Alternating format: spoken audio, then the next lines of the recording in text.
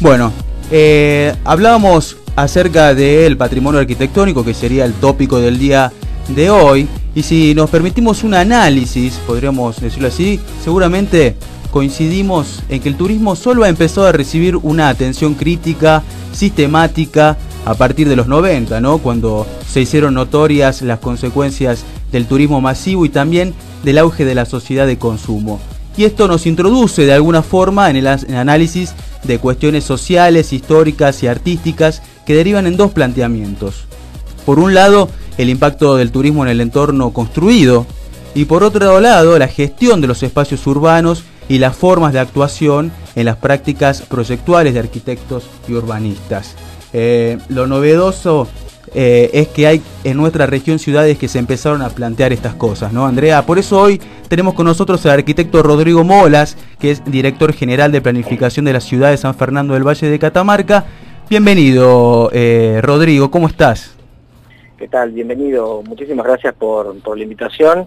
Y bueno, muy buena tu introducción sobre lo que es el urbanismo y los espacios públicos. Exactamente, porque da la sensación de que en los últimos años se ha comenzado a notar una tendencia por volcarse a la historicidad, podríamos decir, o a la identidad más pura de las ciudades para subsanar la homogenización o cosificación que se han hecho de muchos lugares a través del turismo de masas, ¿no? ¿Es así? ¿Se ha producido una nueva conceptualización del espacio urbano? Sí, en realidad es un movimiento cultural, arquitectónico, urbanístico, que es la recuperación del patrimonio, ¿no? Es como premisa fundamental para entender todas las sociedades. Nosotros tenemos que valorar, respetar lo que somos, lo que fuimos en principio, porque nosotros venimos a este mundo y ya existe la ciudad, ya existe el patrimonio, ya existe muchas generaciones, nuestros antepasados se han encargado de forjar estas hermosas ciudades, y que algunas generaciones se encargaron de vandalizarlas, destruirlas o no cuidarlas, no preservarlas, y en un momento, mediados de los 80 o mediados de los 90 también, en esas dos décadas fue un paradigma casi de la arquitectura, la preservación del patrimonio. En muchas ciudades, el caso de la nuestra, se empezó a gestar una movida que quizás fue muy perjudicial para nuestras ciudades, entendiendo que lo viejo o que lo antiguo era viejo y por ende era obsoleto. Entonces, con esa concepción o con esa idea de hacer ciudad o de hacer arquitectura fue que perdimos muchísimas propiedades, muchísimos edificios muy valiosos para la ciudad. Y bueno, entonces nosotros cuando asumimos dijimos, bueno, esto ya no puede seguir así, paremos y empecemos a recuperar y a devolverle la identidad a los catamarqueños, que es lo que somos, ¿no? Si nosotros no nos queremos, no valoramos, no respetamos lo que somos, muy difícilmente podamos proyectarnos en el futuro. Es así. Hola, Rodrigo. Mi nombre es Andrea. Hola. ¿Cómo estás? ¿Qué tal, Andrea? Bien, bien. Bien, muy bien. Vos sos el director de planeamiento urbano de la ciudad de Catamarca y a tu cargo estuvo la restauración y puesta en valor del casco histórico de la ciudad, ¿no es cierto? Que por sus características se trata de una obra única en la región y en el país, ¿no? Sí. Contanos cómo surge este proyecto tan importante. Y bueno, parte de esta premisa, ¿no? Nosotros asumimos, teníamos una ciudad totalmente abandonada por gestiones que apostaron a otra cuestión y no al trabajo del embellecimiento de la ciudad, a la recuperación patrimonial, apostaron a otras cosas. Nosotros decidimos, como eje fundamental de nuestra gestión, recuperar la identidad de todos los catamarqueños. Entonces, se hizo un trabajo histórico que llevó casi un año de recuperación, recopilación de todo tipo de fotografías que había, y bueno, y de ahí, una vez que hicimos todo un revisionismo histórico de lo que era Catamarca, decidimos ubicarla y retomarla a un punto de esplendor, ¿no? Que nosotros entendíamos que el punto máximo que tuvo Catamarca fue la intervención del arquitecto italiano Luis Carabati. Claro, reconocido arquitecto que ha hecho importantes edificios históricos ahí en la provincia, ¿no? Claro, frente a la plaza tenemos 3 de él, y también, casi no contemporáneo, pero continuaba a su labor, estuvo Carlos Tais, el que hizo todos los parques de la Argentina. Tenemos nosotros, los catamarqueños, la suerte de que hizo también nuestra plaza. Entonces, una de las plazas más lindas, se dice, del país. Una de las plazas más lindas que lamentablemente estaba prácticamente abandonada. Ahora, si ustedes tienen la posibilidad de visitarla, le hemos devuelto... Conozco y la verdad es que te felicito porque está muy linda la ciudad, bueno, sobre todo lo que es el casco histórico, perfecto, es hermoso. Bueno, muchísimas gracias porque sí, fue un trabajo muy arduo, fue realmente muy complejo. Bueno, decidir a qué punto tomarla, bueno, nos llevó discusiones porque a muchos de los edificios ya no estaban. Hubo edificios que casi los hicimos de cero, los recuperamos, volvimos a hacerlos casi completamente. Hubo otros edificios que, bueno, era extremadamente caro volverlos a su situación original, pero se preservó por lo menos las proporciones originales que alguna vez tuvo el edificio. Y de ese modo, bueno, se recuperó un poco el patrimonio y lo que queríamos, la identidad. Pero la obra no era solo eso, había que soterrar el cableado, habría que bueno, porque tanta polución visual que genera, bueno, ustedes en casi todas las ciudades del norte, la mayoría de las ciudades, se puede ver la polución visual y lo mal que queda el cableado aéreo. Nosotros tomamos la decisión, y fue una decisión difícil de tomar porque era un porcentaje muy alto del valor de la obra, era soterrar el cable. Entonces parecía que estábamos enterrando dinero, pero cuando uno entra al espacio realmente y ya puede ver el cielo, toma otra dimensión la idea de haber materializado esa... Claro, y mejora mucho más la calidad de vida del habitante también, ¿no? Porque esto se presta, digamos, también en función del turismo, pensando en el turismo, pero también en el local. En el local, exactamente, claro. En el residente de la ciudad. Sí. Exactamente, porque tal cual lo has expresado. Eran los dos ejes importantes a tomar. Uno, recuperar la identidad de nuestros hermanos catamarqueños, devolverle el orgullo de ser catamarqueño y que a su vez eso se transmita hacia los que nos visitan, que son los turistas, que son los que nos dejan el dinero y la fuente genuina de ingresos. Entonces, si nosotros no nos queremos, mucho menos podemos pretender que ellos nos quieran y nos respeten y nos visiten. Exactamente. Bueno, y en este sentido, la sociedad catamarqueña, ¿cómo entendió este proyecto? ¿Se lo tomó bien? ¿Entendió la idea o le costó? Pasamos por todas las etapas. Primero... El momento de convencerlos de la propuesta nos costó mucho, aunque parecía difícil de entender por qué les costaba, porque nosotros invertíamos, nosotros arreglábamos sus fachadas, nosotros arreglábamos la vereda, hacíamos todo con dinero del municipio, con fondo de regalías mineras, que es un fondo que nosotros cobran, creo que ustedes también lo tienen, y nos costó muchísimo. Cuando nos pusimos todos los frentistas a favor, comenzó la obra y instantáneamente se pusieron también ahí en contra porque, bueno, ya no vendían nada, máquinas en medio de los bares, obreros y albañiles y andamios en medio de los negocios comerciales. En el centro se cortaron las calles durante 2 meses, con lo que todo eso representa en ciudades como la nuestra, que todo el mundo pasa por el centro para hacer todo. Claro, y en donde el auto es una extremidad más, ¿viste?, del ser humano. Sí, también. Es la quinta extremidad que tenemos. Entonces, en esos momentos álgidos de la obra, realmente sí, tuvimos una reacción muy negativa. Pero bueno, se terminó, por suerte, con mucha seriedad se encargó el proyecto y se terminó en tiempo y en forma.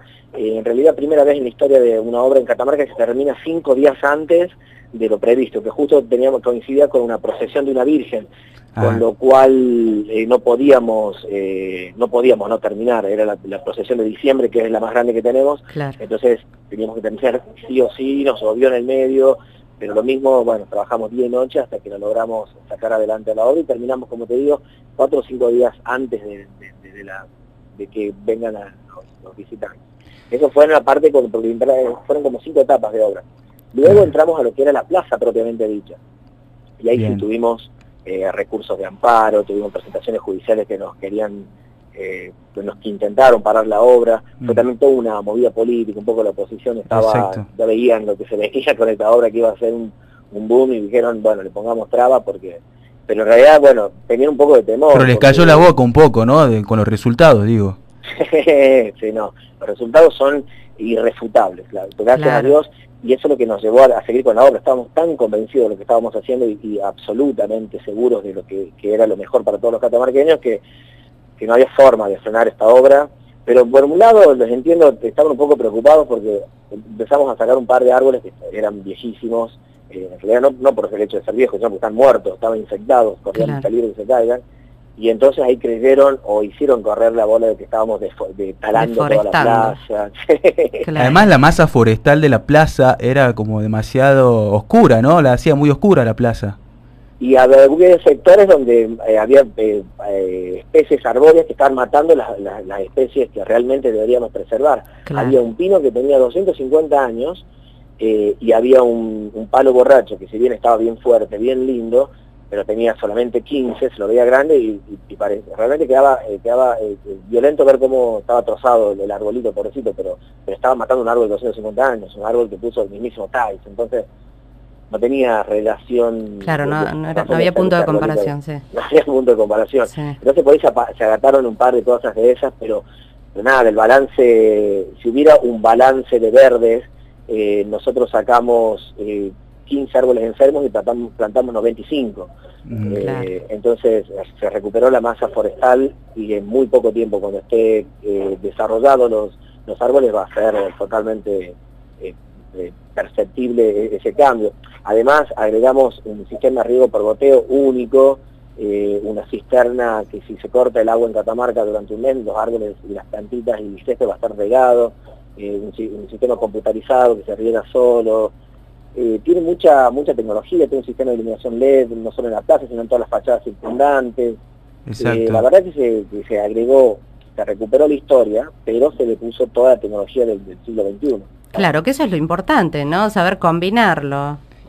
Saber combinarlo, porque hubiéramos sido muy escasos de mente si hubiéramos pretendido volverlo a 1875, porque no era el caso. Nosotros estamos en el siglo XXI, sí recuperamos y entendemos y preservamos y valoramos absolutamente la arquitectura de ese periodo, pero bueno, le agregamos. La sociedad ha evolucionado lo mismo, claro, porque se puede observar en la plaza algo que es muy visible, que hay una combinación de farolas que son coloniales con otras que ya son LED, digamos, ¿no? Exactamente, ahí se priorizó dos sistemas de iluminación, el LED, que es las tecnologías del futuro, en un espacio de estilo francés, y en un espacio inferior que fue así diseñado de estilo inglés, que de hecho esta plaza tiene la particularidad que Carlos Thais es en el único lugar de toda su obra que hizo en Argentina donde combinó los dos estilos, el francés y el inglés. Entonces tiene esa riqueza, esa exquisitez de poder visitar, entender dos estilos paisajísticos en un solo contexto. Entonces se vincularon en esos dos estilos dos luminarias y dos tipos de color distintos para cada uno de los estilos. Y además recuperamos unas luminarias que encontramos en los galpones del municipio, estaban casi basural más que galpones eran, estaban tiradas unas luminarias, las bases de las luminarias, que eran anterior a la intervención de Thais. Calculamos la fecha que dicen ahí, porque son de acero fundido, son de 1860 aproximadamente, y bueno, las recuperamos y las colocamos como, bueno, que había 4 en toda la plaza, encontramos nada más que 2, y las volvimos a recuperar originales para que entendamos también un poco de lo que era, ¿no? Porque bueno, es así. Totalmente, porque se pueden ver, ¿no? En algunas fotos antiguas de las ciudades, sobre todo las que son del norte argentino, donde se puede visualizar bien lo que es la arquitectura, ¿no? Y cómo estaban trazadas las calles y demás, y la verdad es que uno le gusta volver a esa época, ¿no? Es como un poquito, es como que se estaba un poquito mejor, ¿no? Por ahí la contaminación visual es un factor. Nosotros cuando veíamos las fotografías, pensábamos tal cual lo decís vos, fuimos como el cangrejo, ¿viste? Evolucionamos para atrás, siempre veíamos arquitectura y edificios de un valor incalculable que de golpe desaparecieron y pasaron a ser galpones, con fachadas así, como que ahora, ¿viste? Se cree que más vidrio y un galpón y ya lo puedo alquilar mejor. No sé, tienen otra concepción de lo que es el negocio, de lo que es la arquitectura. Contra eso también tuvimos que remar enormemente porque para recuperar lo que era el antiguo cabildo había que bajar todo un sistema de arcos, y bueno, caían algunos en medio de lo que es el vidrio, los propietarios se quejaban, pero pasamos de todo. Hay 30 propiedades frente a la plaza, eran 30 problemas, Muchos eran más problemas porque eran sucesorios, de que había que juntarse con 4 o 5 personas, tuve que viajar hasta Buenos Aires, a Córdoba, para encontrar a cada uno de los propietarios, reunirme, convencerlos. No, fue una tarea... Claro. Escúchame, y retrotraerse un poco al pasado, por supuesto que como en casos como estos es clave, digamos, en la capacidad de atracción de los entornos turísticos actuales, ¿no? Europa es un ejemplo, Cusco y también la misma Salta, ¿no? Sí. En este sentido, ¿por qué hay ciudades en Argentina que todavía siguen importando proyectos de intervención que muchas veces implican olvidar ese pasado, ¿no? Y yo creo que es por estas corrientes o por esto de creer que copiar modelos con eso es garantía del éxito de un proyecto, y es absolutamente todo lo contrario. Nosotros también para realizar este proyecto, yo en varias ocasiones viajé a Europa a recorrer los mejores espacios, los cascos céntricos de las ciudades parecidas en escala a la nuestra, y en otras no, mayor jerarquía. Y sí, algunas ciudades han sido totalmente, han desaparecido completamente después de la Segunda Guerra, y no hicieron otra cosa que volver a construir lo que estaba. Exacto. Entonces, y ahí te das cuenta de que vale muchísimo más, y uno yo pasaba por un centro histórico en la ciudad de Praga, me contaban, había edificios que no eran de verdad, pero estaban, y habían sido derrumbados o semi-derrumbados en la guerra, y estaban intactos, porque los habían vuelto a construir. Entonces, vale mucho eso, de volver a recuperar lo que era. No es necesario, digamos, importar nuevos estilos. Si nosotros éramos una ciudad grandiosa, hermosa, mientras estudiamos historia, se decía que era la Atenas del norte, tenía concepciones arquitectónicas clásicas únicas, por las migraciones italianas y demás. Entonces, no era necesario inventar nada. Claro. Por supuesto que este proceso de diseño fuimos evolucionando, mucha gente participó, muchos arquitectos muy capaces de muchos lugares del país. Viajamos a otros lugares a conocer cómo se hacen otras intervenciones, fuimos a visitar la intervención que hicieron ustedes, tomamos ejemplos positivos y ejemplos negativos de la intervención que habían hecho, visitamos cientos de intervenciones en ciudades, en cascos históricos y en plazas, y bueno, llegamos al resultado y creímos que lo mejor era recuperarlo en un determinado punto de la historia e incorporarle toda la tecnología posible.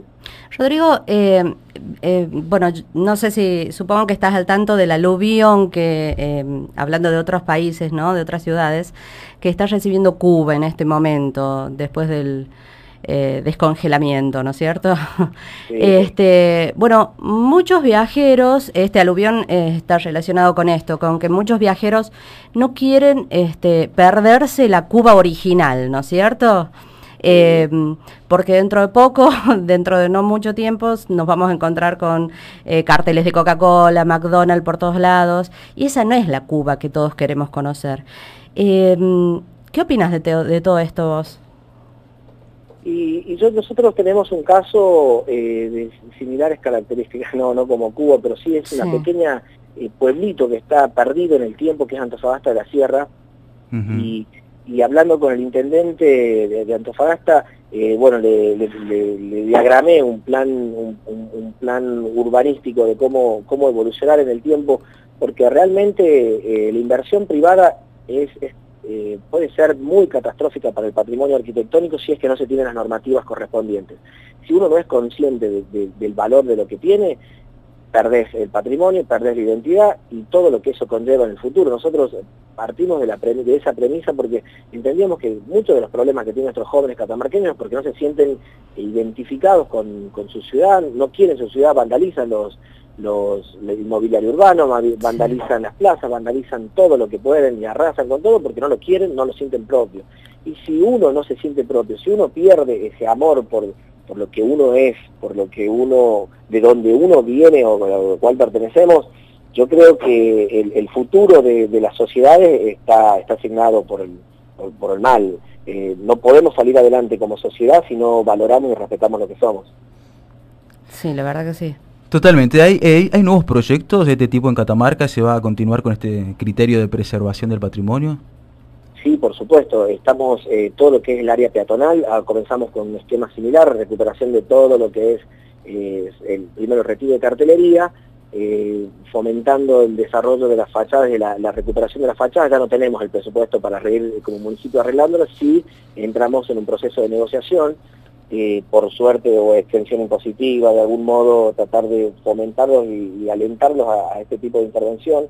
Por suerte sucedió lo que preveíamos que podía suceder, que es el efecto contagio de ver cómo es tan lindo una casa que antes la llamaban casas viejas, sí. Ahora ya hablan de estilos, ya la hablan de italianizantes, ya hablan de neoclásico, ya se habla claro. de art déco, ya empiezan a usar un lenguaje y a entender lo que es, porque nosotros tenemos 2 de las casas art déco más lindas del país, y están en la ciudad, en el centro, y bueno, estaban perdidas tras los carteles. Tenemos arquitectura neoclásica única. No, sí. Ustedes también, ¿no? Tienen ejemplos muy bonitos, en todo el norte se encuentran sí. ejemplos muy, muy bonitos. Sí, sí. Entonces, pero ya concientizar a las personas, a los usuarios, a los ciudadanos, de que existen estilos arquitectónicos, de que hay arte, de que otras generaciones invirtieron, hay familias que pusieron fortunas en invertir frente a la plaza con estilos arquitectónicos traídos a veces, como decíamos antes, ¿no? Pero traídos directamente desde el norte, de Estados Unidos, de Europa. Y eso a través de 100, 150 años, algunos menores, ¿no? El art déco no tiene más de 80 años, pero lograron, pues generar una impronta en la ciudad. Y eso es sumamente valorable, y hacer que nuestros hermanos lo valoren, lo respeten, y ahora se está haciendo este efecto contagio que te decía. Ya muchas de las fachadas empezaron a ellos mismos a retirar sus carteles, a empezar a arreglar la fachada. Y porque además también los enriquece a ellos, ¿verdad? La arquitectura llama muchísimo la atención del cliente, de alguna forma. Sí, sí. Yo a todos les daba ejemplos, ellos me decían, no, que yo tengo que tener toda la fachada vidrada para poder vender, y siempre les daba ejemplos que en Roma o en París, una casa de valor patrimonial, que es toda la ciudad de valor patrimonial, no podés abrir una ventana y transformar uno que es una ventana en un gran paño de vidriado, no. Pero aparte incluso a veces tirar paredes enteras. Claro. Tener edificios de muchísimos años, incluso para hacer por ahí una playa de estacionamiento, también, ¿no? terrible. Es una ignorancia grandísima. Y es producto de la ignorancia, producto de todo esto que hablamos a lo largo de esta charla, ¿no? Entonces, pero ahora realmente nosotros tenemos una lista de 250 casas que no se pueden tocar bajo ningún punto de vista. Las multas logramos elevarlas, gracias a Dios, con la sanción del Consejo Deliberante. Las multas se triplicaron, antes eran, no sé, de 10.000 pesos, ahora estamos cerca, no, mucho más que triplicaron, ahora están cerca de 150.000 pesos. Entonces, el propietario ya lo piensa, claro. No le conviene tirarlo, le conviene arreglarlo y negociar con nosotros y hacer. Y tomar conciencia. Tomar conciencia. Exacto. Y eso se contagia, sí. Como te digo, ahora la gente ya habla de estilos arquitectónicos, ya habla de movimientos, ya habla de paisajismo, ya valora otras cosas que antes parecían que no existían realmente. Exactamente. Bueno, lo novedoso de esto es que está pasando en una ciudad chiquita, del norte argentino, y se está empezando a valorizar y a poner en valor toda la cultura y toda la tradición. Aparte, ¿sabes qué yo quiero rescatar, Gustavo, discúlpame? Es que no solo han embellecido o siguen embelleciendo una ciudad, sino que la están educando a la gente. Totalmente, sí. Entonces, la verdad es que me parece valiosísimo. Es ejemplar, así que bueno, sí. Muchísimas gracias, Rodrigo Molas, te agradecemos por esta comunicación telefónica, sabemos que estás ocupado, así que ya te soltamos para no demorarte más, sí. Y bueno, te felicitamos por este proyecto porque es hermoso, la ciudad quedó divina, y bueno, espero que se siga trabajando más.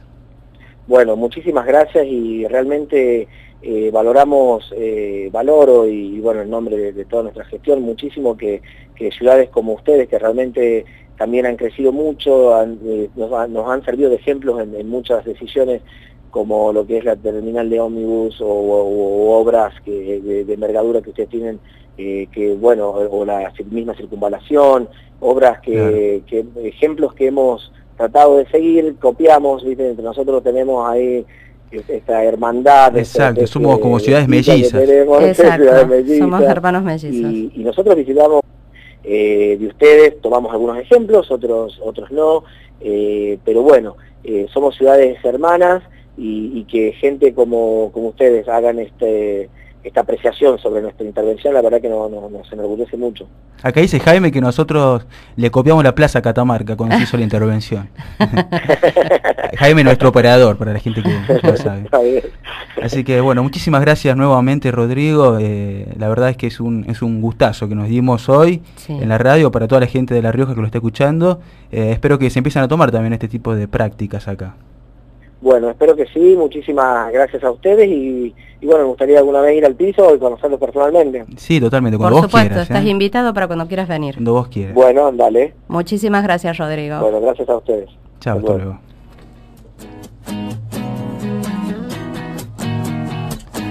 Bueno, y ahí lo teníamos a Rodrigo Molas hablando acerca de lo que es el patrimonio, el espacio urbano y el turismo. ¿Algunos saben cuánto influye el espacio urbano, la planificación de una ciudad en la expectación que tiene el visitante de esa ciudad? Muchas veces no lo tenemos en cuenta, pero no solamente mejora la expectación del visitante, la experiencia de viaje, sino también la calidad de vida del residente, ¿no? Totalmente. A veces no sabemos percibirlo, pero a lo largo del tiempo nos damos cuenta que la contaminación visual que se ha producido en nuestra ciudad, la contaminación sonora, esto de despeatonalizar la ciudad y convertirnos rehenes de los autos, provoca también enfermedades en la salud y muchísimos malestares, ¿no? Bueno, el turismo y el patrimonio y también lo que hace a la planificación del espacio urbano es un factor más para poder evolucionar, ¿no? En lo que hace a la recepción de turistas. Así que bueno, no sé si te parece, nos vamos a una pausita musical y ya volvemos con el picadito. Vamos.